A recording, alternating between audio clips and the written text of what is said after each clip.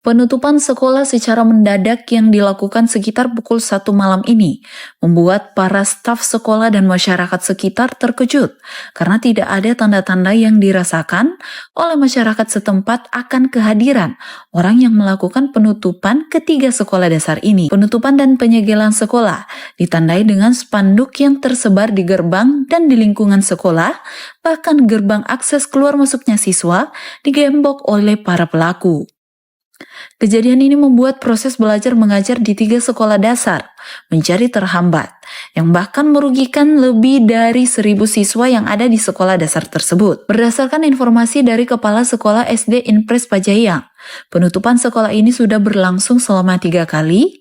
Kejadian pertama terjadi pada tahun 2017, kedua kalinya terjadi pada akhir tahun 2023, dan untuk ketiga kalinya terjadi pada 16 Juli 2024. Ia juga menyebut bahwa penggugat ini sudah menang 3 kali, mulai dari pengadilan negeri, pengadilan tinggi, dan juga menang di Mahkamah Agung. Namun pemerintah kota masih ingin meninjau kembali putusan Mahkamah Agung yang masih sementara dalam proses peninjauan oleh pemerintah kota.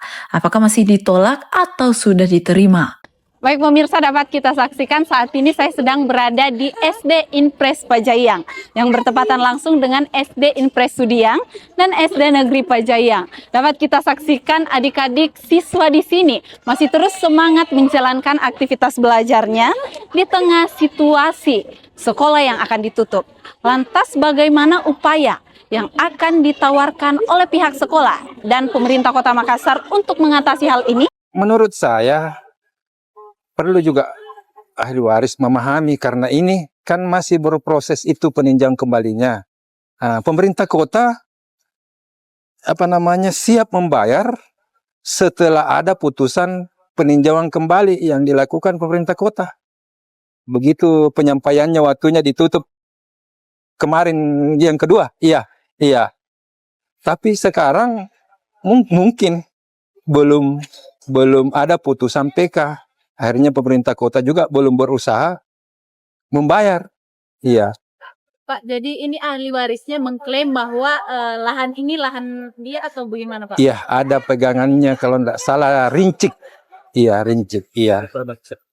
Belum. Jadi bentuk rinci. Tapi kuat itu karena pikir sampai di Mahkamah Agung. Jadi putusan Mahkamah Agung itu saya lihat karena ada juga tembusannya ke kita-kita ini. Dia suruh bebaskan 1.250.000 Bu Haji per meter. Dari gugatan 81 are yang gugatannya. Berarti hampir 9 M mungkin ya. Iya, yang disuruh bayarkan kalau menurut putusan Mahkamah Agung. Tapi peninjauan kembali ini pemerintah kota belum ada keputusannya. Jadi saya sebagai Kadis Pendidikan, tentu kan kita, artinya memang dia katakan bahwa ada putusan pengadilan. Nah, kita kan sudah menyampaikan bahwa kita tunggu pemerintah kota ini kan masih kita peninjauan kembali. Berarti kan ada upaya hukum. Artinya kan selalu saya katakan sebagai Kadis Pendidikan, saya bukan mahli dalam hukum. Apabila ada VK, kita melakukan peninjauan kembali, berarti kan ini mentah. Nah sekarang, kalau VK itu nanti dikabulkan pemerintah kota, baru kita membayarkan, itu kerugian negara. Nah, saya sekarang bertanya seperti ini.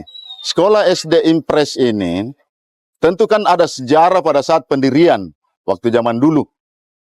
Dan kami paham tentang lokasi yang ada di sini sebagai Kadis Pendidikan. Kami paham. Dulu waktu saya masih di Dinas Pendidikan, ini kan belum ada jalanan. Belum ada apa-apa di sini. Ya kan? Nah sekarang tentu kan lahirnya ini Inpres dulu itu kita tahu bahwa sekolah Inpres dulu waktu zaman Orde Baru ada kan fasilitas pendidikan, siapapun yang mau mewakafkan atau mewariskan terhadap untuk suatu pendirian sekolah. Nah inilah yang terjadi, itulah rata-rata bangunan Inpres itu adalah wakaf atau ada pemberian dari tokoh masyarakat yang punya lahan untuk itu diriing sekolah. Pertanyaan saya, kenapa bukan dari dulu? Ya kan? Pertanyaanku, kenapa bukan dari dulu? Karena kami paham lokasi ini bahwa lokasi sebelum ada jalanan, belum ada apa-apa. Saya tahu sekolah di sini. Bahwa dulu itu masih kandang kambing, masih kita lihat di masih kebun-kebun kan itu lewat kita di ini. Iya kan? Kenapa pada saat sekarang baru mau digugat?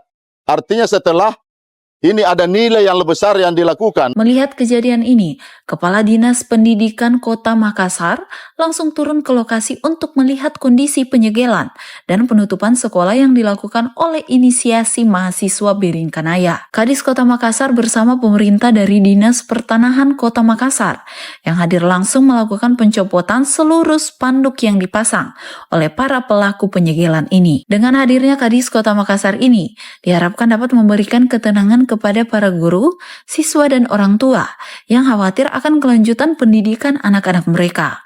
Dengan adanya kejadian ini, juga diharapkan pemerintah Kota Makassar segera menemukan solusi agar kegiatan belajar mengajar bisa kembali normal seperti biasanya. Andrea Ririn Karina, Andi Muhammad Safrisal, Unhas TV.